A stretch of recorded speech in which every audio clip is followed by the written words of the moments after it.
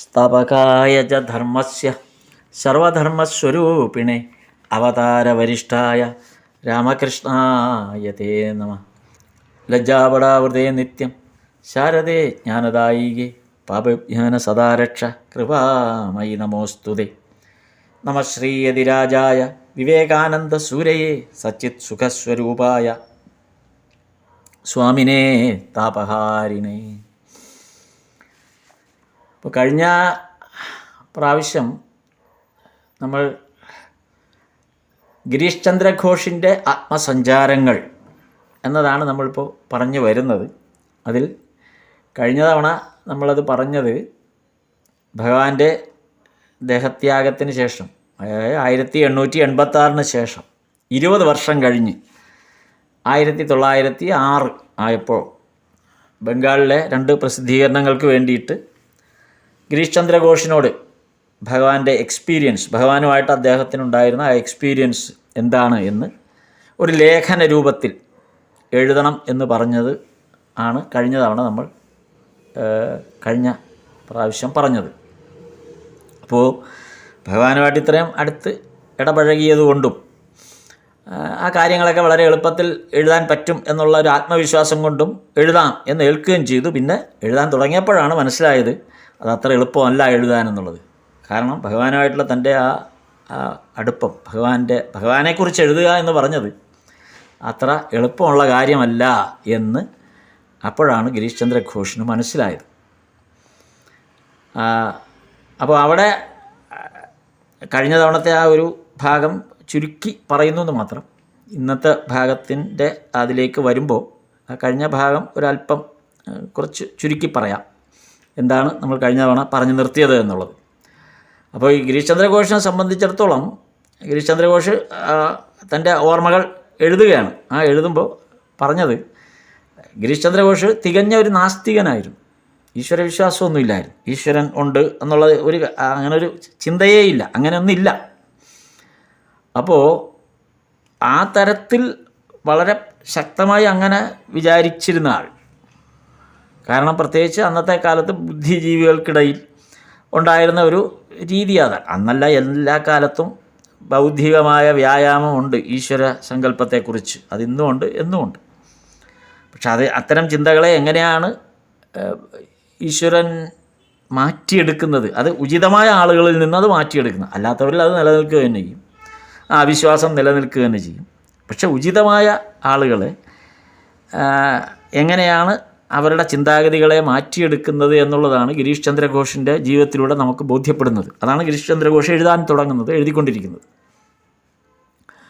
അപ്പോൾ ഗിരീഷ് ചന്ദ്ര ഘോഷ് പറഞ്ഞത് അദ്ദേഹത്തിന് ഈശ്വരവിശ്വാസമില്ലായിരുന്നു എന്നുള്ളതൊക്കെ ശരി. അങ്ങനെ തൻ്റെ നാടക ജീവിതത്തിൻ്റെ അല്ലെങ്കിൽ നാടക പ്രവർത്തനവും ഒക്കെ ആയിട്ട് ഇങ്ങനെ മുന്നേറിക്കൊണ്ടിരിക്കുകയാണ്. ആ സന്ദർഭത്തിലാണ് അദ്ദേഹത്തെ ഒരുപാട് മാനസിക പ്രശ്നങ്ങൾ വന്നത്, അദ്ദേഹത്തിൻ്റെ ജീവിതത്തിൽ ഒരുപാട് പ്രയാസങ്ങൾ നേരിട്ടത്. അപ്പോൾ ഇങ്ങനെ വരുമ്പോഴാണല്ലോ നമ്മൾ അറിയാതെ ഈശ്വരൻ ഉണ്ടോ ഇല്ലയോ എന്ന് അന്വേഷിക്കുക. നമുക്കൊരു ബുദ്ധിമുട്ട് വരുമ്പോഴാണ്. അപ്പോൾ അതേവരെ വിചാരിച്ചിരുന്നത്, ഗിരീഷ് ചന്ദ്ര ഘോഷ് ഉൾപ്പെടെ വിചാരിച്ചിരുന്നത്, മനുഷ്യൻ ചെയ്യുന്നതെല്ലാം അവൻ്റെ കഴിവ് വെച്ചിട്ടാണ്. അവൻ്റെ നേട്ടങ്ങളും അവൻ്റെ ബുദ്ധി, അവൻ്റെ നേട്ടങ്ങളുണ്ടാകുന്ന അവൻ്റെ ബുദ്ധി ഉപയോഗിച്ച് അവൻ പ്രവർത്തിക്കുന്നതുകൊണ്ടാണ്, അവൻ പഠിച്ച് ചെയ്യുന്നു, അല്ലെങ്കിൽ അവൻ്റെ പ്രവർത്തനം കൊണ്ടാണ്. അതല്ലാതെ അതെല്ലാം ഒരു മിറക്കിളിലൂടെ സംഭവിക്കുന്നു എന്നൊക്കെ പറയുന്നത് വെറും ശുദ്ധ ഭോഷ്കാണ് എന്ന് പ്രബലമായി ചിന്തിക്കുന്നൊരു വിഭാഗമാണ്. പ്രത്യേകിച്ച് അന്നത്തെ കാലത്ത് ബ്രഹ്മസമാജത്തിനാണ് ഏറെ ശക്തി. ബംഗാളിലൊക്കെ ബ്രഹ്മസമാജം ആണ് ഏറ്റവും കൂടുതൽ ശക്തി. അവരെ സംബന്ധിച്ചിടത്തോളം സാകാര രൂപത്തിൽ ഈശ്വരൻ ഇല്ലേ ഇല്ല. അവർ നിരാകാരമായി ഈശ്വര സങ്കല്പത്തെ അവർ കരുതുന്നുണ്ട് എങ്കിൽ പോലും സാകാരമായിട്ട് അവർ കാണുന്നതേ ഇല്ല, പ്രത്യക്ഷത്തിലില്ല എന്നുള്ളതാണ്. അപ്പോൾ ആ ചിന്താഗതിയൊക്കെ കേട്ടറിഞ്ഞ് അതിൽ ശീലമുള്ള ഒരാളാണ് ഗിരീഷ് ചന്ദ്ര ഘോഷ്. അപ്പം അങ്ങനെ വന്ന ആൾ പെട്ടെന്ന് ജീവിതത്തിൽ അല്ലെങ്കിൽ അദ്ദേഹത്തിൻ്റെ ജീവിതത്തിൽ പെട്ടെന്ന് കടന്നു വന്ന ചില പ്രശ്നങ്ങളിലൂടെ പെട്ടെന്ന് വല്ലാതെ ഉഴലിയപ്പോൾ എങ്ങനെ രക്ഷപ്പെടണം അല്ലെങ്കിൽ എന്ത് ചെയ്യണം എന്നൊക്കെ അറിയാതെയൊക്കെ വരുന്നൊരു ഘട്ടമുണ്ടല്ലോ, എല്ലാവർക്കും ഉണ്ടല്ലോ അങ്ങനെ ഒരു ഘട്ടം.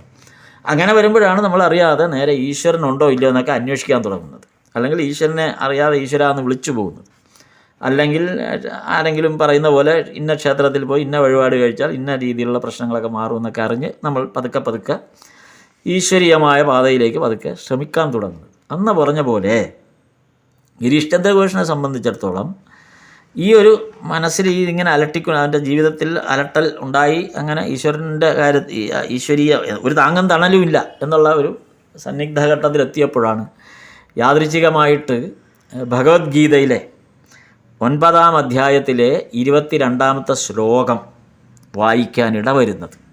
അതാണ് കഴിഞ്ഞ തവണ പറഞ്ഞതാണ് നമ്മൾ ഈ കാര്യം. അനന്യാശ്ചിന്തയന്തോമായി യേ ജനാ പര്യുപാസത്തെ തേഷാൻ നിത്യാഭിയുക്താനായി യോഗക്ഷേമം വഹാമ്യഹം.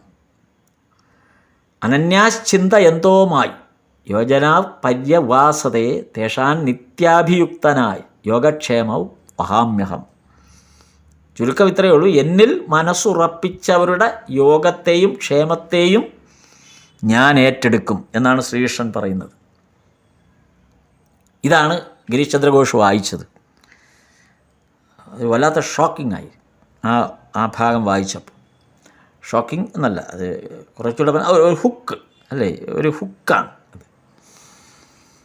എന്നിൽ മനസ്സുറപ്പിച്ചവരുടെ യോഗത്തെയും ക്ഷേമത്തെയും ഞാൻ ഏറ്റെടുക്കുന്നു, ഭഗവാൻ ഏറ്റെടുക്കുന്നു എന്ന് സംശയലേശമന്യേ ഭഗവാൻ പറയുന്നത് ആണ് ആ ശ്ലോകം. ഇത് വായിച്ചപ്പോൾ ഗിരീഷ് ചന്ദ്ര ഘോഷിന് ഒരു വല്ലാത്ത ചിന്തയുണ്ടായി. അപ്പോൾ നമ്മുടെ ഭഗവാനെ ധ്യാനിക്കുന്ന അല്ലെങ്കിൽ ഭഗവാനിൽ വിശ്വസിക്കുന്നവരുടെ എല്ലാ കാര്യങ്ങളും ഭഗവാൻ ഏറ്റെടുക്കുന്നു എന്ന് പറയുമ്പോൾ അപ്പോൾ അതൊരു ചിന്തയിലേക്ക് ഗിരീഷ് ചന്ദ്ര ഘോഷിനെ നയിക്കുകയാണ്. അവിടെ മുതലാണ് പതുക്കെ തൻ്റെ ചിന്തയിലൊരു വലിയ അലട്ടലുണ്ടാകുന്നത്. ചിന്തയെ അല്ലാതെ ഒന്ന് പിടിച്ചു കുലുക്കുക എന്നൊക്കെ പറയുന്ന പോലെ ഉണ്ടാകുന്നത്. ഇവിടെയാണ് ഗിരീഷ് ചന്ദ്ര ഘോഷ് തൻ്റെ ആ ഭാഗം എഴുതുന്നത്. കാര്യം ഈശ്വരനുണ്ടോ ഇല്ലയോ എന്നുള്ള ആ സംശയലേശമന്യേ ഇല്ല എന്ന് ധരിച്ചിരുന്ന ഒരു ആളെന്ന നിലയിൽ ഇപ്പോൾ മെല്ലെ കടന്നു വന്നിരിക്കുന്നത് ഈശ്വരൻ ഉണ്ട്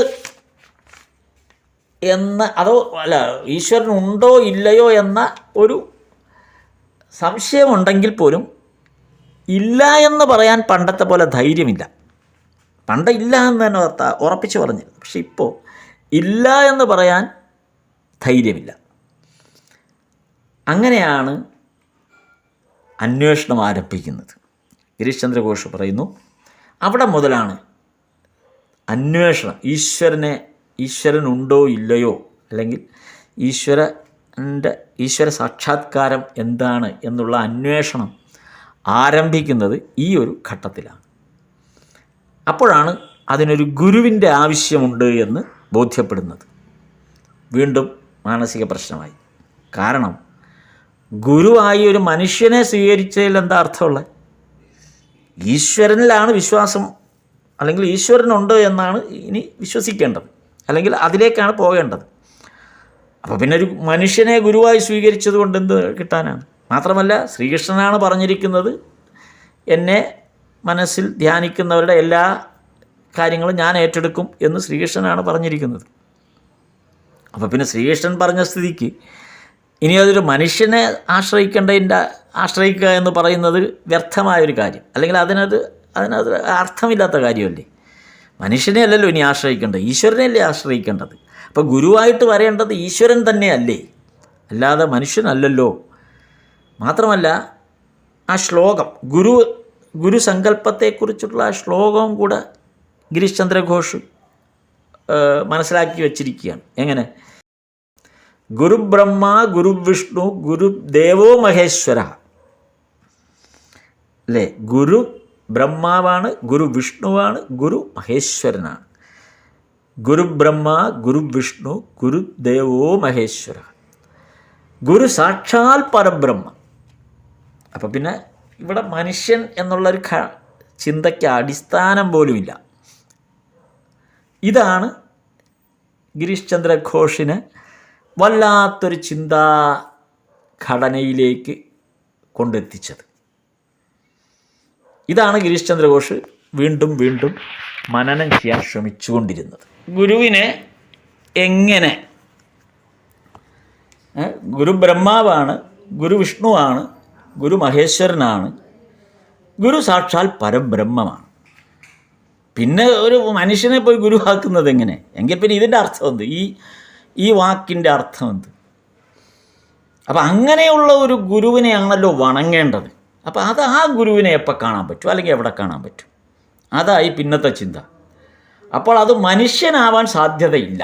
അപ്പോൾ ഒരു ഗുരുവിനെ സ്വീകരിക്കുന്നെങ്കിൽ അതൊരു മനുഷ്യനെ സ്വീകരിക്കാൻ താൻ ഒട്ടും ഉദ്ദേശിക്കുന്നില്ല എന്ന് ഗിരീഷ് ചന്ദ്ര ഘോഷ് മനസ്സിൽ ഉറപ്പിച്ചു.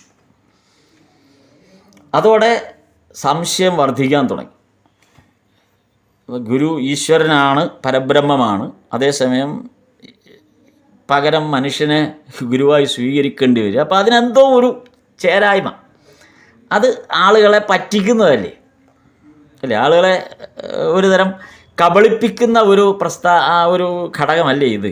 ഗുരു ബ്രഹ്മാവാണെന്ന് പറഞ്ഞിട്ട് പിന്നെ ഗുരുവിനെ അന്വേഷിക്കുമ്പോൾ അത് ഏതെങ്കിലും സാധാരണ ഒരു മനുഷ്യനെ ഗുരുവായിട്ട് സ്വീകരിക്കുക, അതൊട്ടും അങ്ങോട്ട് യോജിക്കുന്നില്ല. അല്ലെങ്കിൽ ഈ കൃഷ്ണൻ ഗീതയിൽ പറഞ്ഞ കാര്യങ്ങളൊക്കെ നിവർത്തിച്ച് തരാൻ പറ്റുന്ന ഒരു ഗുരു മനുഷ്യനായിട്ടുണ്ടോ? എങ്കിലല്ലേ ഗുരുവിനെ സ്വീകരിക്കേണ്ട കാര്യമുള്ളൂ. അപ്പോൾ ആ പറഞ്ഞ കാര്യങ്ങൾ നിവർത്തിക്കാൻ പറ്റുന്ന ഒരു മനുഷ്യനെ കണ്ടെത്തണം. അങ്ങനെ ഒരു മനുഷ്യനില്ലല്ലോ. അപ്പോൾ ഇത്തരം ഒരു ചിന്തയിൽ പെട്ട് മനസ്സ് സംഘർഷഭരിതമായി എന്നാണ് ഗിരീഷ് ചന്ദ്ര ഘോഷ് എഴുതുന്നത്. തൻ്റെ അപ്പോഴത്തെ അവസ്ഥയെക്കുറിച്ച് ഗിരീഷ് ചന്ദ്ര ഘോഷ് ഇങ്ങനെയാണ് പറഞ്ഞത്: ഒരാളെ കണ്ണ് മൂടിക്കെട്ടി ഇരുട്ടുള്ള ഒരു മുറിയിൽ അടച്ചിട്ടിട്ട് ഭക്ഷണവും വെള്ളവും കൊടുക്കാതെ ഇട്ടാൽ എന്തായിരിക്കും അവസ്ഥ? അങ്ങനെ ഒന്ന് ആലോചിച്ച് നോക്കൂ. അങ്ങനെ ഒരു അവസ്ഥയിൽ ഒരാൾ എത്തിയാൽ എന്തായിരിക്കും സ്ഥിതി? അപ്പോൾ അങ്ങനെ ഒരു അവസ്ഥയിലായി താൻ. അപ്പോൾ എങ്ങനെ ഇത് ഈ ഒരു മനസ്സംഘർഷം വളരെ കടുത്ത അവസ്ഥയിൽ, വളരെ കടുത്ത ഒരു സമ്മർദ്ദമാണ് മനസ്സിനെ കീഴടക്കിക്കൊണ്ടിരിക്കുന്നത്. ഇത്രയും നാൾ ഈ പ്രശ്നമില്ലായിരുന്നു. കാര്യം ഒരു ഈശ്വരൻ ഇല്ല, അല്ലെങ്കിൽ ഈ നമ്മളീ പറയുന്ന പോലുള്ള ഒരു ഈശ്വരാവതാരങ്ങളൊന്നും ഇല്ല. മനുഷ്യൻ അവൻ്റെ കഴിവിനനുസരിച്ചാണ് എല്ലാ കാര്യങ്ങളും സൃഷ്ടിക്കുകയൊക്കെ ചെയ്യുന്നത്, അല്ലെങ്കിൽ മനുഷ്യൻ തന്നെയാണ് ഈ ഈശ്വരനെ സൃഷ്ടിക്കുന്നത് എന്നുള്ളത്. അപ്പോൾ ഗിരീഷ് ചന്ദ്ര ഘോഷിന് ഇങ്ങനെ ഒരു സാഹചര്യം വരാൻ കാരണം സാകാരമായ ഭാവത്തിൽ ഈശ്വരനെ ഭജിക്കുന്നത് അന്നത്തെ അവസ്ഥയിൽ ഏറ്റവും പ്രചാരമുള്ള ബ്രഹ്മസമാജത്തിൻ്റെ ഏറ്റവും പ്രചാരമുള്ളൊരു സന്ദർഭമാണ്.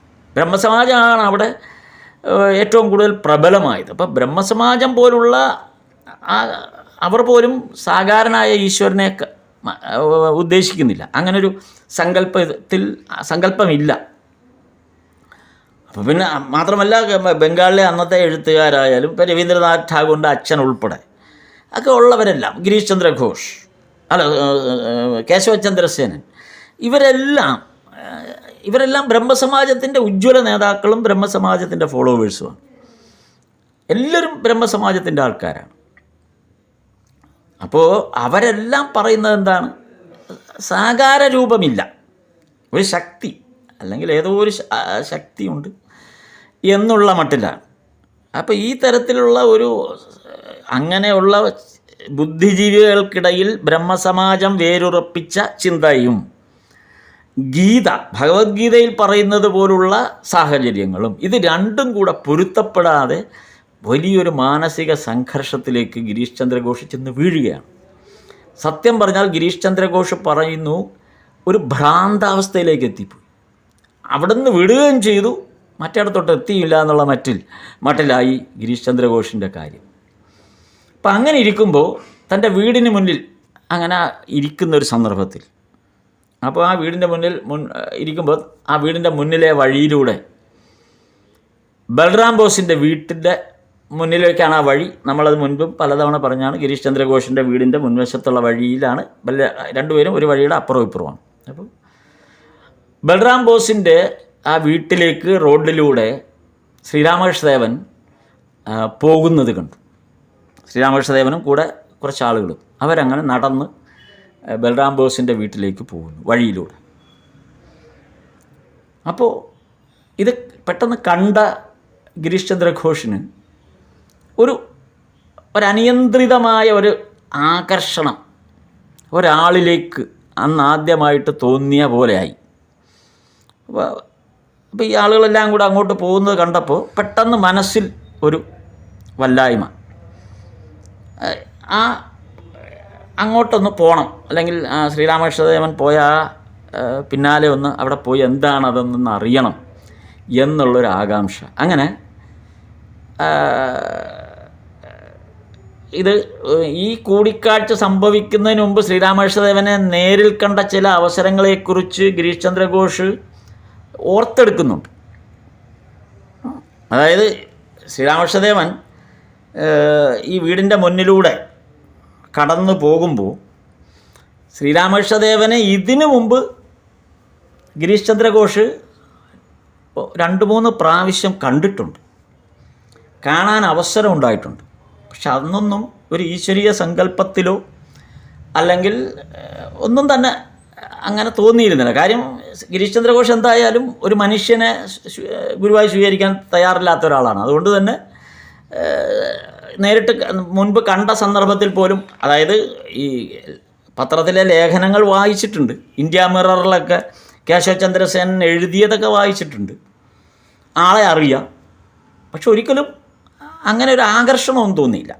ഒരിക്കലും അങ്ങനെ ഒരു ഗുരുസ്ഥാനത്തോ അല്ലെങ്കിൽ ഈശ്വരീയമായൊരു ഭാവതലത്തിലോ ഒന്നും ഗിരീഷ് ചന്ദ്ര ഘോഷിന് തോന്നിയിട്ടില്ല. അപ്പം ഈ കാഴ്ച, ഈ വീടിൻ്റെ മുമ്പിൽ ഇത്രയും മാനസികമായ സംഘർഷത്തിലിരിക്കുന്ന, വല്ലാത്തൊരു മാനസിക സംഘർഷം അനുഭവപ്പെടുന്ന സന്ദർഭത്തിലാണ് ശ്രീരാമകൃഷ്ണദേവൻ ബൽറാം ബോസിൻ്റെ വീട്ടിലേക്ക് മുന്നിലൂടെ നടന്നു പോകുന്ന കുറേ ആളുകളും ഒന്നിച്ച് നടന്നു പോകുന്നത് കാണുകയും വല്ലാത്തൊരു ആകർഷണം തോന്നുകയും ചെയ്തു.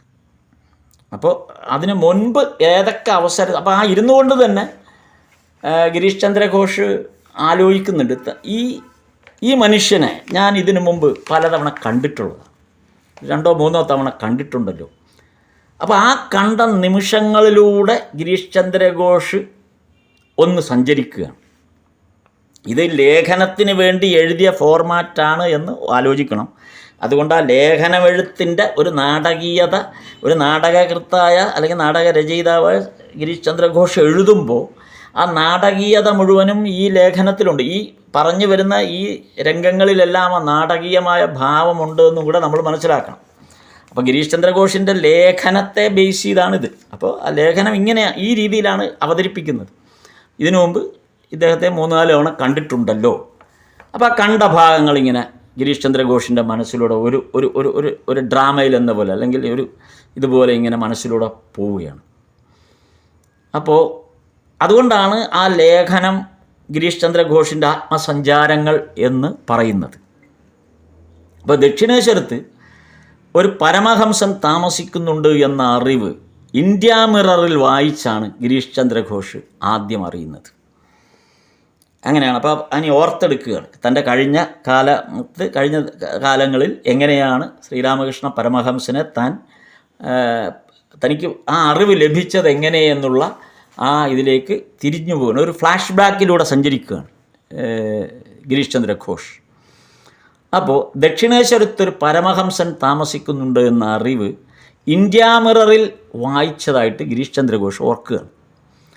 കേശവചന്ദ്രസേനൻ്റേതാണ് ഇന്ത്യ മിററിൽ വന്ന ലേഖനം. അപ്പം അതിന് വലിയ വാല്യൂ ഉണ്ട്. കേശവചന്ദ്രസേനൻ എഴുതുക എന്ന് പറഞ്ഞാൽ അതിന് കാര്യം, കേശവചന്ദ്രസേനൻ അക്കാലത്തെ ഏറ്റവും വലിയ ബുദ്ധിജീവിയാണ്, ശക്തനായ ബ്രഹ്മസമാജത്തിൻ്റെ ശക്തനായ നേതാവാണ്, ഇന്ത്യയൊട്ടാകെ തന്നെ പല ഫോളോവേഴ്സും ഉള്ള ഒരാളാണ്. മാത്രമല്ല കേശവചന്ദ്രസേനൻ ഒരു കാര്യം പറഞ്ഞാൽ അത് 100% ഉറപ്പുള്ളൊരു കാര്യമായിരിക്കും. അതിനകത്ത് പിന്നെ വേറെ തർക്കിക്കുകയോ സംശയിക്കുകയോ ആവശ്യമില്ല. ഇതായിരുന്നു അന്നത്തെ ആ കാലത്ത് ബൗദ്ധികമായ തലത്തിൽ ആളുകൾ ചിന്തിക്കുന്നവരുടെ കൂട്ടത്തിൽ ഉള്ള ഒരു വിശ്വാസം, അല്ലെങ്കിൽ അവർക്ക് അതിനകത്ത് കേശവചന്ദ്രസേനനെ അത്രമാത്രം ഇഷ്ടമായിരുന്നു. അപ്പോൾ കേശവചന്ദ്രസേനാണ് ഇദ്ദേഹത്തെക്കുറിച്ച് എഴുതിയത്. അപ്പോൾ ഇതാണ് ഗിരീഷ് ചന്ദ്ര ഘോഷ് ആലോചിച്ചത്. അപ്പോൾ ബ്രഹ്മസമാജത്തിൽ അപ്പോൾ ഗിരീഷ് ചന്ദ്ര ഘോഷ് വീണ്ടും ആലോചിക്കുകയാണ്, കേശവചന്ദ്രസേനൻ ഇന്ത്യ മിററിൽ എഴുതിയ ഈ ലേഖനത്തിൻ്റെ ആകത്തുക ഒന്ന് നോക്കിയാൽ ഒരു വിമർശനാത്മകമായിട്ട് ചിന്തിക്കുകയാണ് ഗിരീഷ് ചന്ദ്ര ഘോഷ്. വിമർശനമായിട്ട് ബ്രഹ്മസമാജക്കാർ എന്തിനാണ് ഒരു വ്യാജ പരമഹംസനെ സൃഷ്ടിക്കുന്നത്? അതാണ് ഗോഡ്മാൻ. ഇപ്പോഴും നമ്മൾ കണ്ടിട്ടില്ല, ഇപ്പോഴും വലിയ തർക്കങ്ങളൊക്കെ വരില്ലേ പെട്ടെന്ന്. ആരെങ്കിലും ഇപ്പോൾ ഇങ്ങനെ മനുഷ്യദൈവം എന്നും പറഞ്ഞ തർക്കങ്ങൾ ഇപ്പോഴും ഉണ്ടല്ലോ. ഇപ്പോൾ ഗിരീഷ് ചന്ദ്ര ഘോഷ് അന്നും ചിന്തിച്ചു, ഈ ബ്രഹ്മസമാജക്കാർക്ക് യഥാർത്ഥത്തിൽ അവർക്ക് സാകാരമായ ഒരു ഇതില്ല, പിന്നെ എന്തിനാണവർ ഒരു മനുഷ്യ ദൈവത്തെ സൃഷ്ടിക്കുന്നത്? അതും ഒരു വ്യാജ പരമഹംസനെ എന്തിനാണ് പത്രത്തിലൂടെ പ്രചാരം കൊടുത്ത്? അങ്ങനെയാണല്ലോ എപ്പോഴും പത്രത്തിലൊക്കെ വാർത്ത വന്നാണല്ലോ ഇതിനെക്കുറിച്ചൊക്കെ വലിയ പ്രചാരം കിട്ടുന്നത്. അപ്പോൾ എന്തിനാണ് പത്രത്തിൽ എഴുതി ഒരു വ്യാജ പരമഹംസനെ സമൂഹത്തിൽ സ്ഥാപിക്കാൻ കേശവചന്ദ്ര സെന്നെ പോലെ ഒരാൾ തയ്യാറാകുന്നത് എന്ന് ഗിരീഷ് ചന്ദ്ര ഘോഷ് ആലോചിക്കുകയാണ്, വീടിൻ്റെ അവിടെ ഇരുന്ന് ആലോചിക്കുകയാണ്. അപ്പോൾ അങ്ങനെയൊക്കെ തൊട്ടടുത്ത് താമസിക്കുന്ന ഹൈക്കോടതി, അപ്പോൾ അന്ന് ഇത് ആലോചിച്ചുകൊണ്ടിരിക്കുമ്പോൾ, ഇത് അന്നത്തെ സമയത്ത് ഗിരീഷ് ചന്ദ്ര ഘോഷ് ആലോചിച്ചുകൊണ്ടിരിക്കുന്ന ഒരു സന്ദർഭം, ഫ്ലാഷ് ബാക്കാണ് ഈ പറയുന്നത്. അപ്പോഴാണ് ഗിരീഷ് ചന്ദ്ര ഘോഷിൻ്റെ വീടിന് തൊട്ടടുത്ത് താമസിക്കുന്നത് ഒരു ഹൈക്കോടതി അഭിഭാഷകനായ ദീനനാഥ് ബസുവാണ്. ദീനനാഥ് ബസു, അപ്പോൾ അദ്ദേഹമാണ് അതിനകത്ത് താമസിക്കുക. അപ്പോൾ ഈ ദീനനാഥ് ബസുവിൻ്റെ വീട്ടിലേക്ക് ശ്രീരാമകൃഷ്ണദേവൻ വരുന്നുണ്ട് എന്ന ഒരു വിവരം കിട്ടി.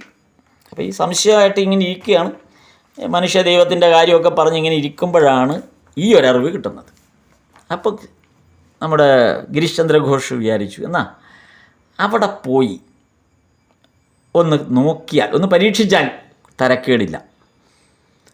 അപ്പോൾ അവിടെ പോയി ശ്രീരാമകൃഷ്ണദേവൻ അവിടെ വന്നിരിക്കുന്നത് കണ്ടു. അവിടെ ചെന്ന് വീട്ടിലേക്ക് ചെന്നു, ദീനനാഥ് ബസുവിൻ്റെ വീട്ടിൽ ചെന്നപ്പോൾ കണ്ടു. അതോടെ ആദരവല്ല തോന്നിയത്, അതായത് ആ വ്യക്തിയോട്, ആ ശ്രീരാമകൃഷ്ണദേവനോട് ആദരവല്ല തോന്നിയത്. അതിൻ്റെ കാരണം കേശവചന്ദ്രസേനും മറ്റ് അണികളും ശ്രീരാമകൃഷ്ണദേവൻ്റെ മുന്നിൽ തറയിലിരിക്കുന്നു. എന്നിട്ട് ശ്രീരാമകൃഷ്ണദേവൻ പറയുന്ന നിർദ്ദേശങ്ങൾ അനുസരിക്കുന്നു. അപ്പോൾ ഗിരീഷ് ചന്ദ്ര ഘോഷിന് പുച്ഛം തോന്നി. ഈ കേശവചന്ദ്രസേൻ ബ്രഹ്മസമാജത്തിൻ്റെ ഇത്രയും വലിയൊരു നേതൃത്വത്തിൽ നിൽക്കുന്ന, ബംഗാളിലെ ഏറ്റവും പേരെടുത്ത ഒരു സോഷ്യൽ റിഫോർമർ എന്നൊക്കെ പ്രചാരമുള്ള ഒരാൾ ഈ മനുഷ്യൻ്റെ മുമ്പിൽ തറയിലിരുന്നിട്ട് ആ നിർദ്ദേശങ്ങളൊക്കെ അനുസരിച്ച് ഇങ്ങനെ പെരുമാറുന്നു. അപ്പോൾ വല്ലാത്തൊരു പുച്ഛം തോന്നി. മാത്രമല്ല ബ്രഹ്മസമാജത്തിലുള്ളവർ എല്ലാവരും മുന്നിലിരുന്ന് ഇതെല്ലാം കേൾക്കുകയും ചെയ്യുന്നു. ഗിരീഷ് ചന്ദ്ര ഘോഷിന് തൊട്ടും ദഹിക്കുന്നില്ല, ഇതെന്താണ് ഇവർ കാണിക്കുന്നത്? അപ്പോഴേക്കും സന്ധ്യയായി. ഇതൊക്കെ ഇങ്ങനെ സംശയാസ്പദമായ സാഹചര്യത്തിൽ അവിടെ നിൽക്കുമ്പോൾ അപ്പോഴേക്കും സന്ധ്യയായി. സന്ധ്യയായപ്പോൾ എന്ത് സംഭവിച്ചു? വിളക്കുകളൊക്കെ എല്ലായിടത്തും തെളിച്ചു. അപ്പോൾ വിളക്കുകൾ അന്ന് ഇതാണല്ലോ, പെട്രോമാക്സ് ആണ്. അപ്പോൾ അതുപോലുള്ള വിളക്കുകളൊക്കെ കത്തിച്ചു. അപ്പോൾ എല്ലായിടത്തും പ്രകാശമൊക്കെ, വിളക്കുകളൊക്കെ കത്തിച്ചു വെച്ച് കഴിഞ്ഞപ്പോൾ അപ്പോഴും ഈ ആൾക്കൂട്ടം ശ്രീരാമകൃഷ്ണദേവൻ്റെ അടുത്തിരിക്കുകയാണ്. അപ്പോൾ വിളക്ക് കത്തിച്ചു കഴിഞ്ഞപ്പോൾ ശ്രീരാമകൃഷ്ണദേവൻ ചോദിക്കുന്നു, വൈകുന്നേരമായോ എന്നിങ്ങനെ ആവർത്തിച്ച് ചോദിക്കുന്നു. അപ്പോൾ ഗിരീഷ് ചന്ദ്ര ഘോഷിന് തോന്നി, ഇതെന്താണ് ഈ മനുഷ്യൻ ചോദിക്കുന്നത്? വൈകുന്നേരമായോ? ഇതെന്ത് തരം പരമഹംസനാണ്? വൈകുന്നേരമായെന്ന് കണ്ടാൽ മനസ്സിലാവില്ല, അതുകൊണ്ടല്ലേ വിളക്ക് കത്തിച്ചത്. പിന്നെ ഇതിങ്ങനെ ആവർത്തിച്ച് ചോദിച്ച ഒരാളുകളെ പറ്റിക്കുന്ന രീതിയിലുള്ളൊരു ചോദ്യം ചോദിക്കുന്നതിൽ എന്തർത്ഥമാണുള്ളത്? അതോടെ ഗിരീഷ് ചന്ദ്ര ഘോഷ് ദേഷ്യവും വല്ലാത്ത ഒരു ഇതൊക്കെ വന്നിട്ട് ഇറങ്ങി ഒരൊറ്റ പോക്ക്. ഇത് വെറും തട്ടിപ്പാണ്, തീരുമാനമായി. ഇത് പത്രത്തിൽ എഴുതി ഈ ബ്രഹ്മസമാജംകാർ പുതിയ കലാപരിപാടിയായിട്ട് ഇറങ്ങിയിരിക്കുകയാണ് എന്നും പറഞ്ഞ് വളരെ വളരെ നിരാശയോടെയും ദേഷ്യത്തോടെയും ഇവരോട് പുച്ഛത്തോടെയും ഒക്കെ ഇറങ്ങി ഒരൊറ്റ പോക്ക്. പിന്നീട് ഏതാണ്ട് ഒരു വർഷത്തേക്ക് പിന്നെ ഈ കാര്യം ഗിരീഷ് ചന്ദ്ര ഘോഷ് അന്വേഷിക്കാനൊന്നും പോയില്ല. അദ്ദേഹത്തിൻ്റേതായ നാടകവും കാര്യങ്ങളുമായിട്ടൊക്കെ അങ്ങ് പോയി.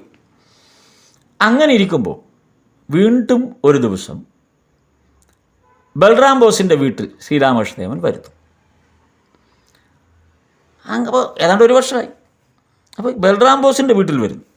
അപ്പോൾ ബൽറാം ബോസിനോടും ഈ പറഞ്ഞ പോലെ വലിയ ബഹുമാനമാണ് ഗിരീഷ് ചന്ദ്ര ഘോഷിന്. കാര്യം അവിടുത്തെ ഏറ്റവും വലിയ അതിസമ്പന്നനാണ്, ഏറ്റവും സമ്പന്നനായ ഒരു, അന്നത്തെ കാലത്ത് കൽക്കട്ടയിലെ ഏറ്റവും സമ്പന്നനായ വാരണാസിയിലും അവിടെ ഇവിടെയൊക്കെ മറ്റേ ഒറീസയിലും അല്ല മറ്റേ ഇവിടെ എന്തുവാ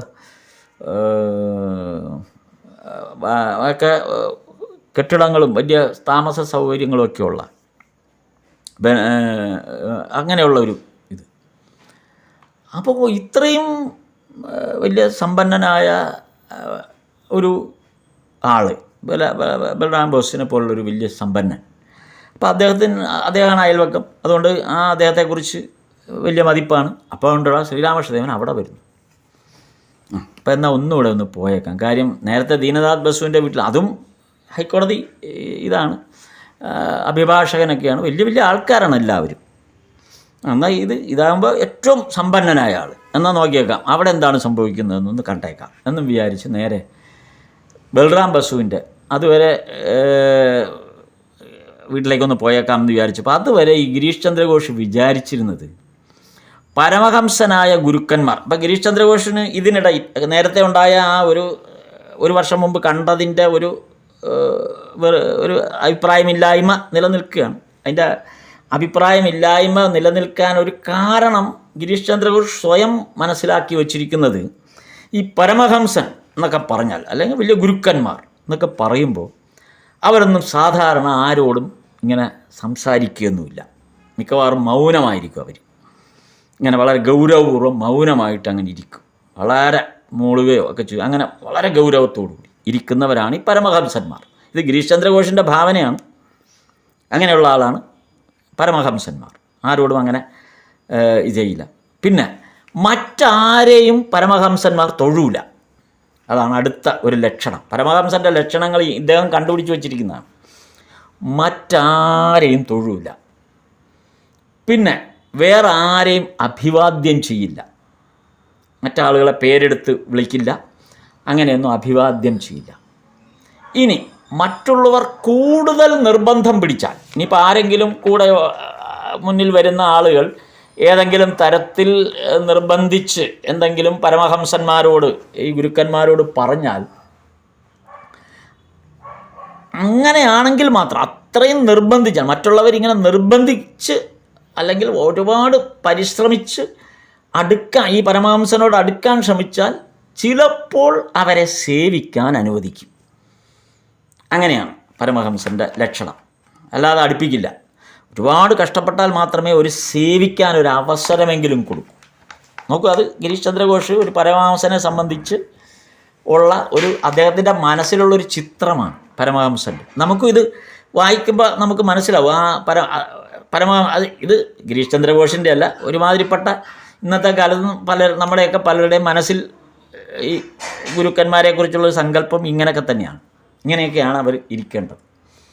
എന്നാൽ ബൽറാം ബോസിൻ്റെ വീട്ടിൽ ചെന്നപ്പോൾ ഗിരീഷ് ചന്ദ്രഘോഷ് കണ്ടത് ശ്രീരാമകൃഷ്ണദേവൻ തികച്ചും വ്യത്യസ്തനായൊരു ആളായിട്ടാണ് കാണുന്നത്. അങ്ങേയറ്റം, അതായത് ശ്രീരാമകൃഷ്ണദേവൻ്റെ മുന്നിൽ വരുന്ന ആളുകളോട് അങ്ങേയറ്റം വിനയത്തോടെ താഴ്ന്ന് ശ്രീരാമകൃഷ്ണദേവൻ അങ്ങോട്ട് വരുന്നവരുടെ മുന്നിൽ താഴ്ന്നു തൊഴുന്നു. തല കുനിച്ച്, ഇങ്ങനെ മറ്റുള്ളവരെ തല കുനിച്ച് തൊഴുന്നു. അപ്പോൾ പരമഹംസൻ്റെ ലക്ഷണം ഇതല്ല.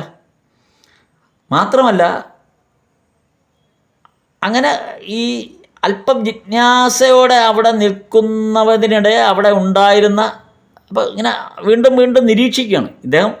പരമഹംസനാണോ അല്ലയോ, അല്ലെങ്കിൽ ഇതിനകത്ത് വല്ല പ്രശ്നമുണ്ടോ എന്നിങ്ങനെ അന്വേഷിക്കാനായിട്ട് ഇദ്ദേഹം വളരെ സൂക്ഷ്മമായിട്ടിങ്ങനെ നിരീക്ഷിക്കുകയാണ് ശ്രീരാമകൃഷ്ണദേവനെ. അപ്പോൾ ഈ സംശയമുണ്ട്, ഇത് എന്താ ഇങ്ങനെ ഒരാളെന്നുള്ള രീതിയിൽ. അപ്പോൾ ഈ ഗിരീഷ് ചന്ദ്രഘോഷിൻ്റെ ഈ മുഖഭാവവും നിൽപ്പും ഒക്കെ കണ്ടപ്പോൾ ഗിരീഷ് ചന്ദ്രഘോഷ് അവിടെ ഉണ്ടായിരുന്നൊരു സുഹൃത്ത്, അദ്ദേഹത്തിന് കാര്യം മനസ്സിലായി. ഗിരീഷ് ചന്ദ്രഘോഷിൻ്റെ മനസ്സിലൂടെ എന്താണ് ഇപ്പോൾ പൊയ്ക്കൊണ്ടിരിക്കുന്നത് എന്ന് സുഹൃത്തിന് മനസ്സിലായി. അങ്ങനെയാണല്ലോ. അപ്പോൾ പ്രത്യേകിച്ച് ഗിരീഷ് ചന്ദ്രഘോഷിനെ പോലെ വലിയ നാടക പ്രവർത്തകനൊക്കെയാണ്, ബംഗാളിൽ അറിയപ്പെടുന്ന ഒരു വ്യക്തിയാണ്. അപ്പോൾ അങ്ങനെയുള്ള ആളുടെ ബോഡി ലാംഗ്വേജ് കാണുമ്പോൾ തന്നെ നമുക്ക് മനസ്സിലാവും ആ മനുഷ്യൻ്റെ ഉള്ളിൽ എന്തൊക്കെ ചിന്തകളാണ് പോകുന്നതെന്ന് നമുക്ക് ഊഹിക്കാൻ പറ്റും. അപ്പോൾ ഈ ഒരു സുഹൃത്തിന് ഈ ഗിരീഷ് ചന്ദ്രഘോഷിൻ്റെ ആ ബോഡി ലാംഗ്വേജ് കണ്ടപ്പം മനസ്സിലായി അത്ര അങ്ങോട്ട് പിടിച്ചിട്ടില്ല എന്ന് മനസ്സിലായി. അപ്പോൾ ആ സുഹൃത്ത് പറഞ്ഞു, അതൊരു വിശ്വസിപ്പിക്കാൻ വേണ്ടി നമ്മൾ നമുക്ക് അറിഞ്ഞുകൂടാത്തൊരു കാര്യം, നമുക്കൊട്ടും ബോധ്യമില്ലാത്തൊരു കാര്യം നമ്മൾ വെറുതെ കയറി ഏറ്റുപിടിച്ച് അതിൻ്റെ വിശദീകരണത്തിന് പോകുന്നതിൻ്റെ ഒരു അപകടം ഇതാണ്. അപ്പോൾ സുഹൃത്ത് പറഞ്ഞത് അദ്ദേഹത്തിന് മുൻ പരിചയം ഉണ്ടായിരുന്നവരായിരുന്നത് കൊണ്ടാണ് ഇങ്ങനെയൊക്കെ ചെയ്യുന്നതെന്ന്.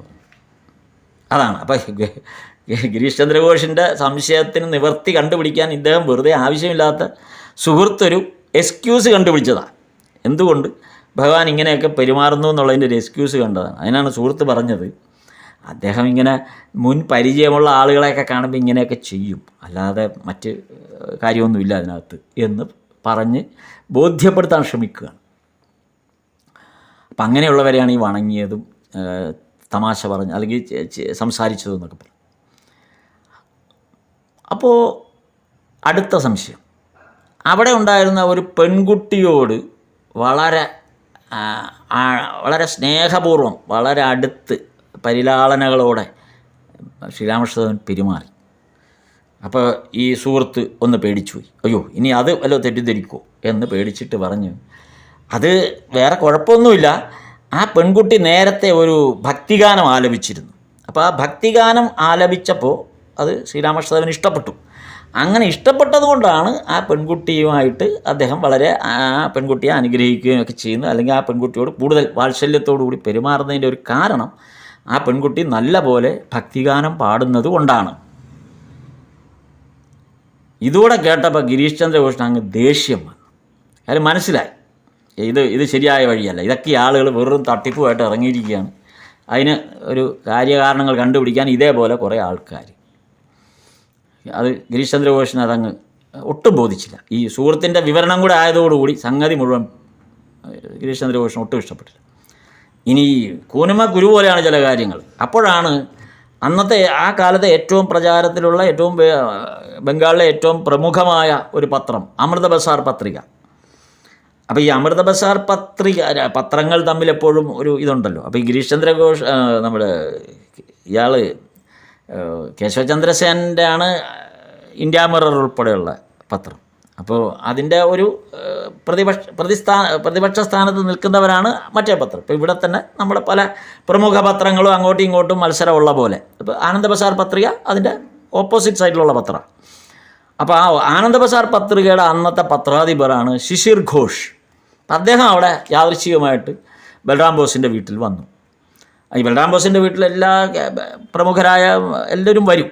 അപ്പോൾ ആ കൂട്ടത്തിൽ ശിശിർ ഘോഷ് പെട്ടെന്ന് അവിടെ വന്നു. പക്ഷേ ശിശിർ ഘോഷ് വന്നപ്പോഴാണ് ഇവിടെ ശ്രീരാമകൃഷ്ണദേവൻ ഉണ്ടെന്നും ഇവിടെ ഇങ്ങനെയൊക്കെ സംഗതി നടക്കുന്നു എന്നൊക്കെ അറിഞ്ഞത്. മാത്രമല്ല ഈ ഗിരീഷ് ചന്ദ്ര ഘോഷ് അവിടെ നിൽക്കുകയും ചെയ്യുന്നു. അപ്പോൾ ശിശിർ ഘോഷിനെ കണ്ടപ്പം ഈ നമ്മുടെ ഗിരീഷ് ചന്ദ്ര ഘോഷ് ഒന്ന് ചമ്മി. ആ പുള്ളീനെ തന്നെ തെറ്റിദ്ധരിക്കുമോ, താനും ഈ കൂട്ടത്തിൽപ്പെട്ടതാണോ എന്ന് തെറ്റിദ്ധരിക്കുമോ എന്നുള്ള മട്ടിൽ, അല്ലെങ്കിൽ താനും ഇങ്ങനെയൊക്കെ ഈ വിശ്വാസത്തിൽ വരുന്ന ആളാണോ എന്നൊക്കെ തെറ്റിദ്ധരിക്കുമോ എന്ന് ഗിരീഷ് ചന്ദ്ര ഘോഷിനൊരു ചമ്മലുണ്ടായി.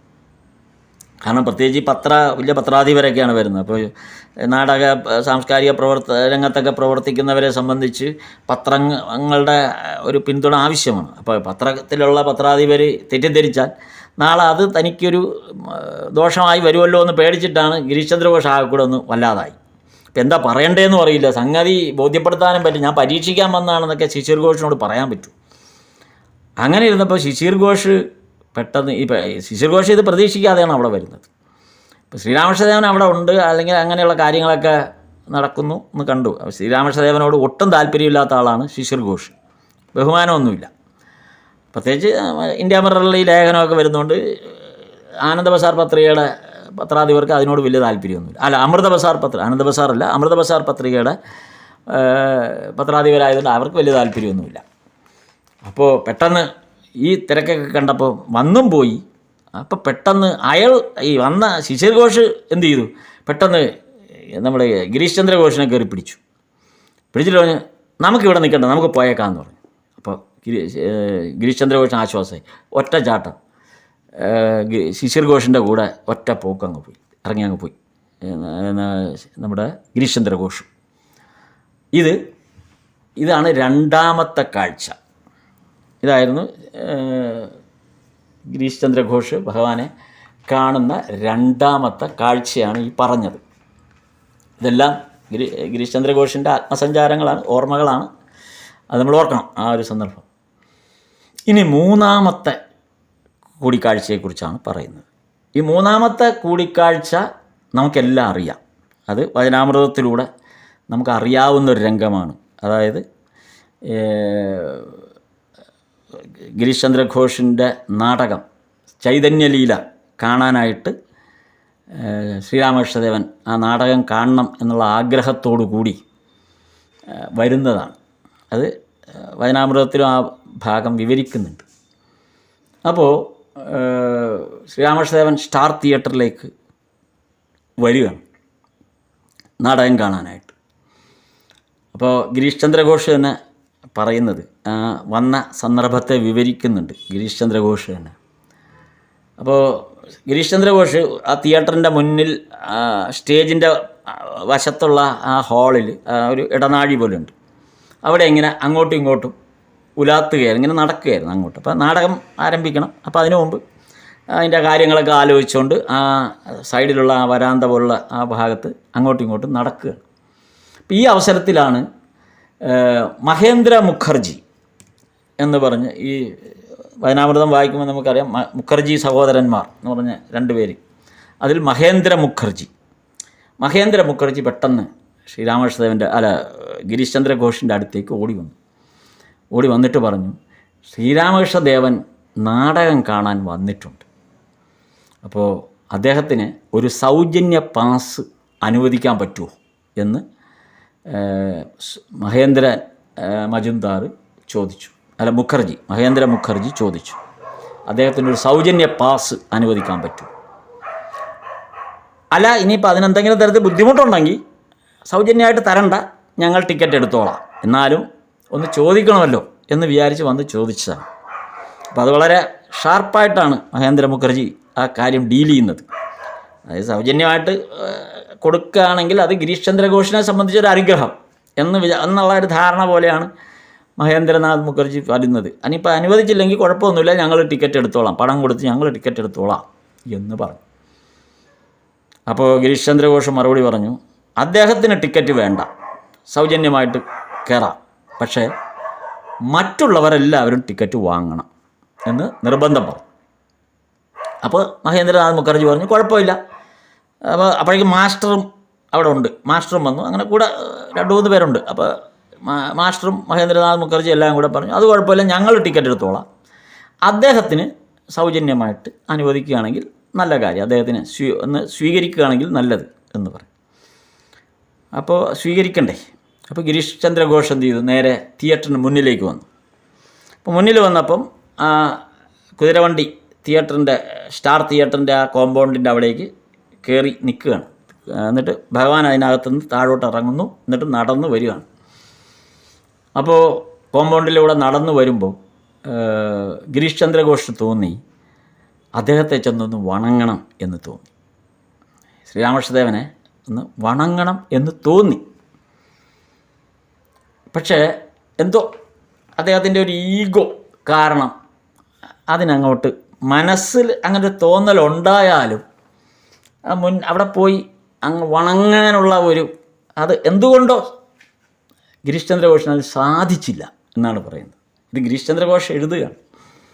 എന്തുകൊണ്ടോ എനിക്കങ്ങനെ മനസ്സിലാഗ്രഹമുണ്ടായി, പക്ഷേ എൻ്റെ ആ ആഗ്രഹത്തിനൊത്ത് എനിക്കത് പ്രവർത്തിക്കാൻ കഴിഞ്ഞില്ല എന്ന് ഗിരീഷ് ചന്ദ്ര ഘോഷ് തന്നെ പറയുകയാണ്. ഈ ഭാഗം നമ്മുടെ വചനാമൃതത്തിൽ ഈ ഭാഗം പറയുന്നുണ്ട്, 2ാം വോള്യത്തിൽ ഈ ഭാഗം പറയുന്നുണ്ട്. വളരെ ഭംഗിയായിട്ട് ആ ഭാഗം പറയുന്നത്, ഞാൻ അത് നോക്കി പറയാം. അതായത് 2ാം ഭാഗത്തിൽ വരുന്നത് നാടകശാലയിൽ ചൈതന്യ ലീല എന്നുള്ള ഒരു ഭാഗമാണ്. എനിക്ക് തോന്നുന്നു അധ്യായം 9 വരുന്നത്, അത് അധ്യായം അതിൻ്റെ ഭാഗം 26ാം ഭാഗം നാടകശാലയിൽ, 26ാം ഭാഗത്തിൻ്റെ തലക്കെട്ട് തന്നെ നാടകശാലയിൽ നിന്നാണ്. അതിൽ 9ാം അധ്യായം 9ലാണ് ഈ ഇവിടെ സ്റ്റാർ തിയേറ്ററിൽ വരുന്ന ഭാഗം മാസ്റ്റർ മഹാശയൻ എഴുതിയിരിക്കുന്നത്. ശ്രീരാമകൃഷ്ണൻ ദേവൻ്റെ വണ്ടി ബിഡൻ തെരുവിൽ സ്റ്റാർ തിയേറ്ററിന് മുന്നിൽ വന്നു നിന്നു. രാത്രി ഏതാണ്ട് 8:30 മണി. കൂടെ മാസ്റ്ററുണ്ട്, ബാബുറാമുണ്ട്, പ്രേമാനന്ദ സ്വാമികൾ, ബാബുരാമനുണ്ട്, പിന്നെ ഈ മഹേന്ദ്ര മുഖർജിയുണ്ട്, പിന്നെ വേറെ 1-2 ഭക്തന്മാരും ഉണ്ട്. ടിക്കറ്റ് മേടിക്കാൻ ഏർപ്പാട് നടക്കുന്നു. എന്നിട്ട് നാടകശാലയുടെ മാനേജർ ശ്രീ ഗിരീഷ് ചന്ദ്ര ഘോഷനും ഏതാനും ഉദ്യോഗസ്ഥന്മാരും കൂടി വണ്ടിയുടെ അടുത്തേക്ക് വന്നു. അദ്ദേഹത്തെ അഭിവാദനം ചെയ്ത് സാദരം മുകളിലേക്ക് കൂട്ടിക്കൊണ്ടുപോയി. അപ്പോൾ മാസ്റ്റർ മഹാശയൻ അങ്ങനെയാണ് ഇത് എഴുതിയിരിക്കുന്നത്. പക്ഷേ ഗിരീഷ് ചന്ദ്ര ഘോഷ് അഭിവാദനം ചെയ്യാൻ തോന്നിയെങ്കിലും ചെയ്തില്ല എന്നാണ് പറയുന്നത്. അപ്പോൾ മാസ്റ്റർ മഹാശയൻ അത് കുറിച്ചപ്പോൾ മാസ്റ്റർ മഹാശയൻ അതിൻ്റേതായ രീതിയിൽ എഴുതിയെന്ന് മാത്രം കൊണ്ടുപോയി. അല്ലാതെ ഗിരീഷ് ചന്ദ്ര ഘോഷിൻ്റെ മാനസികാവസ്ഥ മാസ്റ്റർ മഹാശയൻ അറിയില്ലല്ലോ. അത് ഗിരീഷ് ചന്ദ്ര ഘോഷ് എഴുതിയപ്പോൾ അദ്ദേഹത്തിൻ്റെ മാനസികാവസ്ഥയിൽ അങ്ങനെ ആയിരുന്നു. പക്ഷേ മാസ്റ്റർ മഹാശയനെ സംബന്ധിച്ച് അദ്ദേഹം മുന്നിൽ വന്നു സ്വീകരിച്ചു എന്നുള്ള അർത്ഥത്തിൽ തന്നെയാണ് അദ്ദേഹം കണ്ടത്. അത് വരികയും ചെയ്തല്ലോ, ശ്രീരാമകൃഷ്ണദേവനെ കണ്ടുകൊണ്ട് വരികയും ചെയ്തു. ഇപ്പം ഗിരീഷ് അഭിനയിക്കുന്നത് കാണാൻ വന്നിരിക്കുന്നുവെന്ന് കേട്ട്, ചൈതന്യലീല അഭിനയിക്കുന്നത് കാണാൻ വന്നിരിക്കുന്നുവെന്ന് കേട്ട് ഗിരീഷ് വലിയ ആഹ്ലാദമായി എന്ന് മാസ്റ്റർ മഹാശയൻ ഇവിടെ എഴുതിയിട്ടുണ്ട്. അപ്പോൾ വലിയ ആഹ്ലാദമായി എന്നാണ് എഴുതിയത്. പക്ഷേ ഗിരീഷ് ചന്ദ്രഘോഷിൻ്റെ ഭാഗത്തുനിന്ന് എഴുതിയിരിക്കുന്നത് അങ്ങനെയല്ല. ഗുരുദേവനെ തെക്ക് പടിഞ്ഞാറേ ബോക്സിൽ ഇരുത്തി. ഗുരുദേവൻ്റെ അടുത്ത് മാസ്റ്റർ ഇരുന്നു. പിന്നിൽ ബാബുരാമനും വേറെ 1-2 ഭക്തന്മാരും പിന്നിലിരുന്നു. നാടകശാല ദീപദീപ്തം. താഴെ വളരെ ആളുകൾ. ഗുരുദേവൻ്റെ ഇടതുവശത്ത് തിരശീല കാണാം. താഴെ വളരെ ആളുകളുണ്ട്. ഇത് ബോക്സിലാണ് ഇദ്ദേഹം ഇരിക്കുന്നത്. താഴെയൊക്കെ വളരെ ആളുകളുണ്ട്. ഇടതുവശത്ത് തിരശീല കാണാം. ഒട്ടുമിക്ക ബോക്സിലും ആളുകളുണ്ട്. ഓരോ ബോക്സിൻ്റെയും പിന്നിൽ വീശാൻ ഓരോ വേലക്കാരനെ ആക്കിയിട്ടുണ്ട്. അതാണ് അവിടുത്തെ പോലെ. അപ്പോൾ ഫാനല്ലല്ലോ അന്നത്തെ കാലത്ത്. അതുകൊണ്ട് ഈ ബോക്സ് ടിക്കറ്റ് എടുക്കുന്നവർക്കുള്ളൊരു പ്രിവിലേജ് അതാണ്. അവർക്ക് വീശിക്കൊടുക്കാൻ വേലക്കാരെ നിർത്തിയിട്ടുണ്ട്. അപ്പോൾ ഗുരുദേവനെ വീശാൻ ഗിരീശൻ ആളെ ഏർപ്പാടാക്കി. അതൊക്കെ ഏർപ്പാടാക്കി. നാടകശാല കണ്ട് ശ്രീരാമകൃഷ്ണദേവൻ കുട്ടികളെപ്പോലെ ഉല്ലാസവാനായി. ശ്രീരാമകൃഷ്ണദേവൻ ആദ്യമായിട്ടാണ് ഒരു നാടകശാലയ്ക്ക് അകത്തേക്ക് വരുന്നത്. പണ്ട് സർക്കസ് കാണാൻ പോയ കാര്യവും നമ്മളിതിനു മുമ്പ് ഒരവസരത്തിൽ കേട്ടതാണ്. അപ്പോൾ അന്ന് പറഞ്ഞ പോലെ അദ്ദേഹം അന്ന് സർക്കസ് കണ്ടപ്പോഴും കുതിരപ്പുറത്ത് ആ അഭ്യാസമൊക്കെ കണ്ടപ്പോഴും ഈ കുട്ടികളെപ്പോലെ വലിയ ആഹ്ലാദവാനാകും. അപ്പോൾ ആ തരത്തിൽ വലിയ ആഹ്ലാദവാനായി രാമകൃഷ്ണദേവൻ. എന്നിട്ട് ശ്രീരാമകൃഷ്ണദേവൻ മാസ്റ്ററോട് ചിരിച്ചുകൊണ്ട് പറയുകയാണ്, ഇവിടെ ബഹുഭേഷ് വന്നത് നന്നായി. അനേകം ആളുകളെ ഒരുമിച്ച് കണ്ടാൽ എനിക്ക് ആവേശമുണ്ടാകും. അവിടെ ദക്ഷിണേശ്വരത്ത് വളരെ ചുരുങ്ങിയ ആളുകളുടെ മധ്യത്തിലാണ് അദ്ദേഹം ഇരിക്കുന്നത്. വളരെ കുറച്ച് പേരല്ലേ അദ്ദേഹത്തെ കാണാൻ ചെല്ലുന്നുള്ളൂ. പക്ഷേ ഇവിടെ ഒരു വലിയ തിയേറ്റർ നിറച്ച ആളിരിക്കുകയില്ലേ. അപ്പോൾ ഇത്രയും ആളുകളുടെ ഇടയിൽ അവരുടെ ആ വികാര പ്രകടനങ്ങളും ആളുകളുടെ സന്തോഷവും നമുക്കറിയാമല്ലോ. വലിയ തിയേറ്ററിൽ, സിനിമാ തിയേറ്ററിലൊക്കെ ചെല്ലുമ്പോൾ ഉണ്ടാകുന്ന ഒരു വലിയ അന്തരീക്ഷം, അതിൻ്റെ ഒരു ആംബിയൻസ് തന്നെ വലിയ വ്യത്യാസമാണ്. അപ്പോൾ ആ ഇത് കണ്ടപ്പോൾ ഭഗവാന് വലിയ ആഹ്ലാദമുണ്ടായി. എന്നിട്ട് പറഞ്ഞു, എനിക്കിവിടെ വന്നിരുന്നാൽ ഈ ആൾക്കൂട്ടത്തിൽ ഇരിക്കുമ്പോൾ എനിക്ക് എന്ത് സംഭവിക്കും? ഭാവാവേശമുണ്ടാകും. ഈശ്വരൻ തന്നെയാണ് എല്ലാമായി വിളങ്ങുന്നത്. അപ്പം നോക്കൂ, ഭഗവാൻ എങ്ങനെയാണ്, ശ്രീരാമകൃഷ്ണദേവൻ എങ്ങനെയാണ് ആ നാടകശാലയെ കാണുന്നത്? നോക്കുമ്പോൾ അതിനകത്ത് മുഴുവൻ ഈശ്വരന്മാരിയ്ക്കുകയാണ്. എല്ലാവരും ഈശ്വരന്മാരാണല്ലോ. ഈശ്വരൻ്റെ പ്രതിഫലനങ്ങളാണ് ചുറ്റും. അപ്പോൾ എല്ലാവരും ഈശ്വരൻ, അപ്പോൾ മുഴുവൻ ഈശ്വരന്മാരാണ്. അപ്പോൾ മാസ്റ്റർ പറഞ്ഞു അതെ എന്ന് പറഞ്ഞു. അപ്പോൾ ശ്രീരാമകൃഷ്ണദേവൻ ഇവിടെ ഇരിക്കാൻ എന്ത് മേടിക്കും? അപ്പോൾ അതാണല്ലോ ശ്രീരാമകൃഷ്ണദേവൻ ആ ബോക്സിലൊക്കെ ഇരുന്ന് ഒരാൾ വീശാൻ നിൽക്കുന്നു. അതൊക്കെ നോക്കുമ്പോൾ നല്ല കാശ് മേടിച്ചിട്ടാണോ ഈ ഇരുത്തിയിരിക്കുന്നത് എന്നുള്ള ഒരു ഇതിൽ ശ്രീരാമകൃഷ്ണൻ ചോദിച്ചു, ഇവിടെ ഇരിക്കാൻ എന്താണ് ടിക്കറ്റ് ചാർജിൻ്റെ കാര്യമാണ് ചോദിച്ചത്. മാസ്റ്റർ ഒന്നും മിണ്ടിയില്ല. അവിടുന്ന് വന്നതുകൊണ്ട് അവർക്ക് വളരെ സന്തോഷമാണ് എന്ന് മാത്രം പറഞ്ഞു. ഈ ഫ്രീ ആയിട്ട് തന്നെ ഇരുത്തിയതാണെന്നും മറ്റുള്ളവർക്ക് ടിക്കറ്റ് എടുപ്പിച്ചിട്ടുണ്ടെന്നുള്ള കാര്യങ്ങളോ അവിടെ നടന്ന സംഭാഷണങ്ങളോ ഒന്നും തന്നെ മാസ്റ്റർ മഹാശയൻ പറഞ്ഞില്ല. അപ്പോൾ അവിടുന്ന് വന്നതുകൊണ്ട് അവർക്കൊക്കെ വലിയ സന്തോഷമായി എന്ന് ആ വിഷയം അങ്ങ് മാറ്റി മാസ്റ്റർ മഹാശയൻ. അപ്പോൾ എല്ലാം അമ്മയുടെ മഹിമ. നോക്കൂ, ഇവിടെ വന്നിരിക്കാനും ഈ ഒരു സൗകര്യത്തിൽ ഇതൊക്കെ കാണാനും ഉണ്ടായതെല്ലാം കാളിമാതാവിൻ്റെ മഹിമ കൊണ്ടാണ് എന്ന് ശ്രീരാമകൃഷ്ണദേവൻ പറയുകയാണ്. നമുക്ക് ഒരു നാടകം കാണാൻ വന്നിരിക്കുമ്പോൾ ഭഗവാന്റെ ഉള്ളിലൂടെ അല്ലെങ്കിൽ ഭഗവാൻ പ്രകടിപ്പിക്കുന്ന ആ കാര്യങ്ങളെക്കുറിച്ച് ആലോചിച്ച് നോക്കും. എല്ലാം തിയേറ്റർ നിറച്ച് ഈശ്വരൻ ഇരിക്കുന്നു, ആ കൊട്ടക നിറച്ച് ഈശ്വരൻ ഇരിക്കുന്നു. ഇവിടെ ഇരിക്കാൻ എനിക്ക് അവസരം തന്നത് അമ്മയാണ്, കാളിമാതാവാണ്. നമുക്ക് നമ്മളാരെങ്കിലും അങ്ങനെയൊക്കെയാണോ ചിന്തിക്കുന്നത്? ഓരോരോ കാര്യങ്ങളെയും ഈശ്വരീയമായ അവസ്ഥയിൽ എങ്ങനെ ചിന്തിക്കണം എന്ന് അത്രയും സന്തോഷകരമായൊരു സാഹചര്യത്തിൽ നമുക്കിരിക്കാനൊരവസരം ഉണ്ടായത് ഈശ്വരൻ്റെ കൃപയാണ് എന്ന് നമ്മളെ ബോധ്യപ്പെടുത്തുകയാണ്. അതേപോലെ ചൈതന്യലീല അഭിനയം തുടങ്ങാറായി. ശ്രീ ചൈതന്യൻ്റെ ബാല്യകാലം ആദ്യം വരുന്നു. പിന്നെ നാടകത്തിലെ ഇതിവൃത്തം, ചൈതന്യനെ നിമായി, ഗൗരാൻ തുടങ്ങിയ പേരുകളൊക്കെ ഉണ്ട്. അപ്പോൾ നാടകം അതിൻ്റെ ഓരോ തിരശീല ഉയർന്നു. കാണികളുടെ കണ്ണ് അരങ്ങത്തേക്ക് ഉറപ്പിച്ചു. ആദ്യം പാപത്തിൻ്റെയും ഷഡ്ജിബുക്കളുടെയും സഭ, അത് കഴിഞ്ഞ് അങ്ങനെ നാടകത്തിൻ്റെ ആ വിശേഷണങ്ങളാണ് പിന്നെ പറയുന്നത്. അത് നാടകം നമുക്ക് വായിക്കുമ്പോൾ മനസ്സിലാവും. അപ്പോൾ നാടകത്തിൻ്റെ പാട്ടുണ്ട്, ഇങ്ങനെയുള്ള കാര്യങ്ങളൊക്കെയാണ്. ഇപ്പോൾ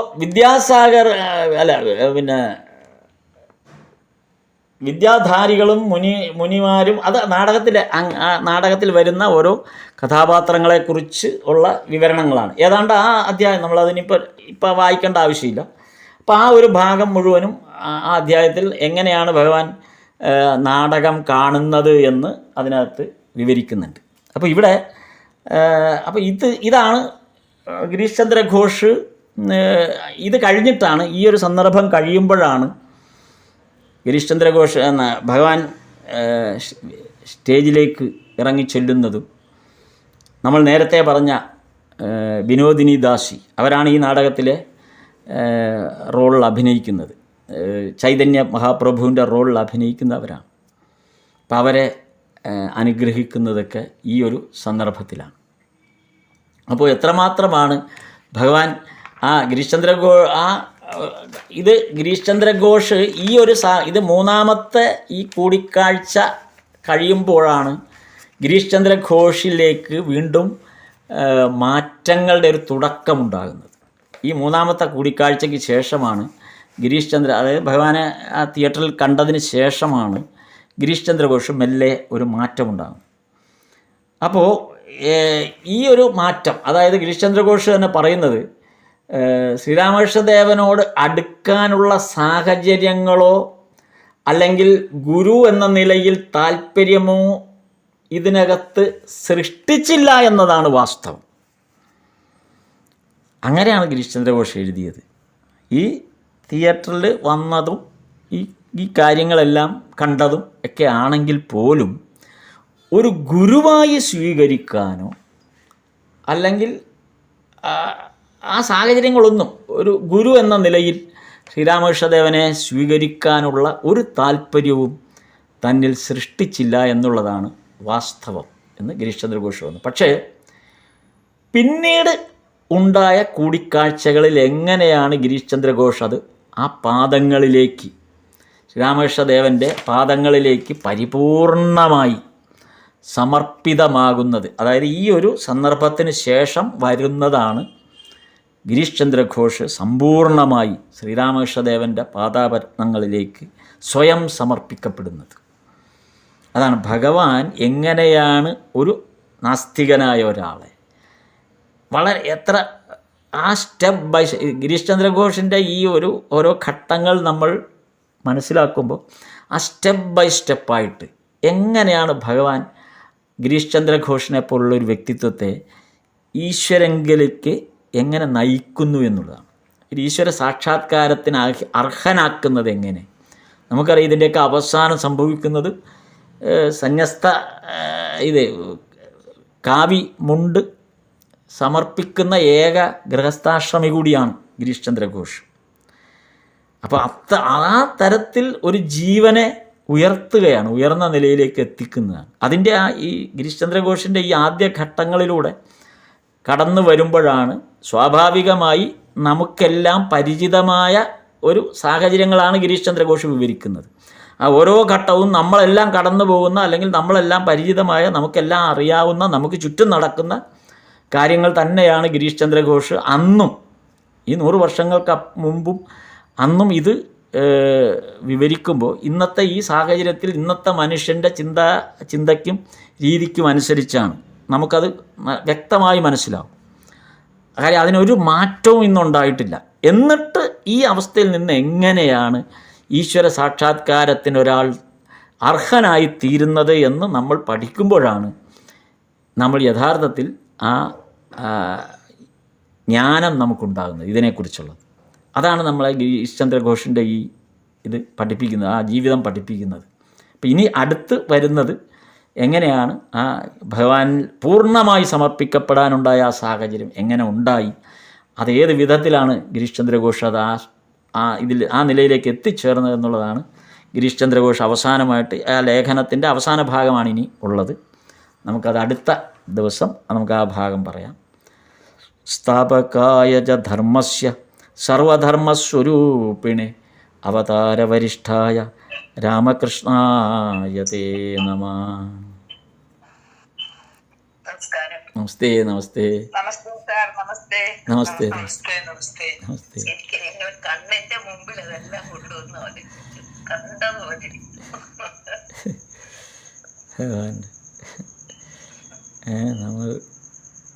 ഞാനത് നമ്മൾ ഈ ഭഗവാന്റെ ഓരോ ലീലകൾ, ഭഗവാന്റെ ആ ഒരു മഹത്വത്തെക്കുറിച്ച് പറയുമ്പോൾ ഞാൻ നേരത്തെ കഴിഞ്ഞ ദിവസം എനിക്കുണ്ടായൊരു അനുഭവമാണ്. ഞാൻ ഇവിടെ പള്ളിക്കത്തോടെന്ന് പറയുന്ന സ്ഥലത്ത്, കോട്ടയത്തിൻ്റെ അങ്ങ് കിഴക്കേ അറ്റം കുമളിക്ക് പോകുന്ന വഴി പള്ളിക്കത്തോടെന്ന് പറയുന്ന ഒരു ഗ്രാമീണ പ്രദേശം. അവിടെ ഒരു കല്യാണത്തിന് അവിടുത്തെ ഭദ്രകാളി ക്ഷേത്രത്തിൽ പോയിരുന്നപ്പോൾ അതിൻ്റെ തൊട്ടടുത്തൊരു ഹാള് കാണുന്നു. ആ ഹാളിൽ എഴുതി വച്ചിരിക്കുന്നു ശ്രീരാമകൃഷ്ണ പരമഹംസ ഹാൾ. ഞാൻ ഒരിക്കലും വിശ്വസിച്ചില്ല അങ്ങനെ ഒരു ഹാൾ ഈ ഒരു ഗ്രാമത്തിലുണ്ടാവും. മാത്രമല്ല ആ ഹാളിലേക്ക് പ്രവേശിക്കുന്നിടത്ത് ഭഗവാന്റെ ഒരു ചിത്രം വച്ചിട്ടുണ്ട്. അതിനടുത്ത് ഭഗവാനെക്കുറിച്ചുള്ളൊരു അല്പം ഭഗവത് ചരിത്രം എഴുതിയും വെച്ചിട്ടുണ്ട്. അപ്പോൾ അതിൽ നിന്ന് എനിക്ക് മനസ്സിലായി അത് വളരെ ഉദ്ദേശത്തോടു കൂടി, കാര്യം വരുന്ന ആളുകൾക്ക് ഈ പേര് കണ്ടാൽ മനസ്സിലാവില്ലല്ലോ, അതുകൊണ്ട് അത് മനസ്സിലാക്കാൻ വേണ്ടിയാണ് അത് എഴുതി വെച്ചത്. അങ്ങനെ ആളുകൾ നമുക്ക് ചുറ്റും ജീവിക്കുന്നുണ്ട് എന്നാണ് മനസ്സിലായത്. അപ്പോൾ ഞാൻ അത് ആരാണെന്ന് അല്ലെങ്കിൽ ആ ഹാള് കാണാനായിട്ട് ചെന്നപ്പോൾ വളരെ സാത്വികനായ ഒരു മനുഷ്യൻ അവിടെ നിൽപ്പുണ്ട്. അപ്പോൾ ഞാൻ ചോദിച്ചു ഇത് എന്താ ഇങ്ങനെ വെച്ചാൽ ഇത് ആരുടെയാണെന്ന് ചോദിച്ചപ്പോൾ അത് എൻ്റേതാണെന്ന് പറഞ്ഞു. ആൾ തന്നെയാണ് അവിടെ നിന്നിരുന്നത്. അപ്പം അദ്ദേഹം പുറനാട്ടുകര സ്കൂളിലാണ് പഠിച്ചിരുന്നത് 1972 വരെ പഠിച്ചിരുന്നു.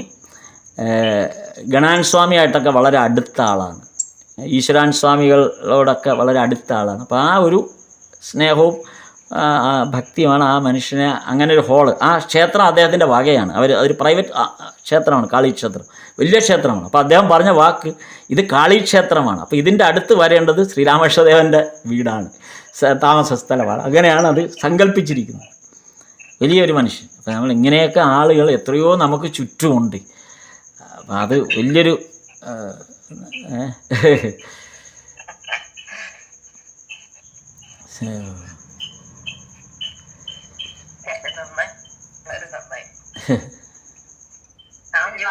നാമം ജപിക്കാം. ഓം ശ്രീ ശരദാദേവി നമഃ.